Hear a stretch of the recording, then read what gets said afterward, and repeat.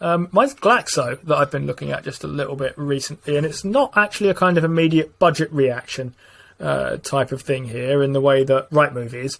But it is another kind of overreaction thing. Anyone that follows Glaxo will know that they're currently dealing with some lawsuits because them and Sanofi, another French-listed stock that I lazily assume you like because it's listed on a European exchange, is tackling some class action lawsuits, I think, concerning potentially cancerous side effects from Zantac, which is a heartburn medicine or medication, that they, I think, sell over the counter. That's not funny and that's not good, but I do think the kind of response to this from the stock price might be overblown here. So 30 billion came off Glaxo's market cap. It's been coming down since there almost immediately.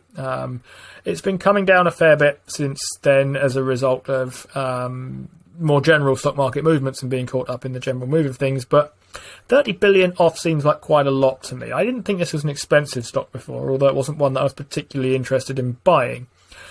But I was reading somewhere that the average settlements for these kind of lawsuits tend to be between 2 billion and 7 billion. And I don't know quite what I think that means in terms of market cap, but 30 billion off seems to me to be kind of pretty much fearing the worst, for what it's worth. For one thing, they haven't lost this lawsuit yet, and I'm not saying they won't or shouldn't, and so on. But I am looking at that and trying to work out, well, exactly how bad is this kind of situation? And from what I can see of it, I find it hard to justify 30 billion coming off its market cap. It feels to me like people are pricing the worst here, and we know markets don't like uncertainty in general. So this is something that I'm sort of keeping a close-ish eye on. They've, of course, recently spun out their consumer products business, possibly not super intelligently. They got less floating it than they would have done if they'd flogged it to Unilever, which also, as I've said before, I think doesn't speak terribly well of Unilever trying to buy it at those prices. But they're now effectively the kind of business that is harder to evaluate, the kind where you were saying, in fact, we're talking pipelines and so on and so forth, but they have a good lineup. They're a slimmer, lighter business. They're effectively a pure play farmer. They might just be getting caught up in some temporary headwinds here that is leading to their stock being cheaper than it ought to be.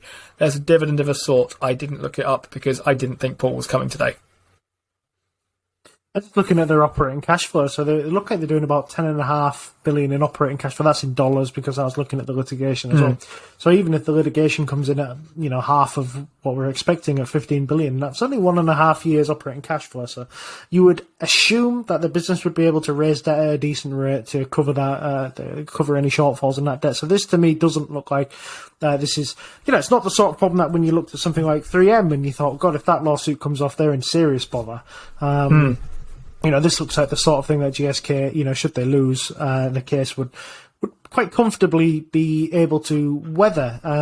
In terms of dividends, Steve, it looks like a pretty decent yield. There's quite a lot come off that price at the moment. It looks like the yield's about 7% and a bit. So that seems quite high. I might just check that. That does seem quite high. It feels to me like that might be factoring in some pre-restructuring stuff. So part of the dividend coming out of the consumer product-y thing. I'd be interested in what their kind of couple of more recent things are, but 4.25. That sounds more like what I was thinking of. 4.25, something in the 4% region is what I was thinking of. But if you like dividends and I think it's probably paid quarterly because this is an American exposed thing, and you like collecting them and reinvesting them, as a 4% thing at Glaxo for you, and I think that stock can possibly go higher.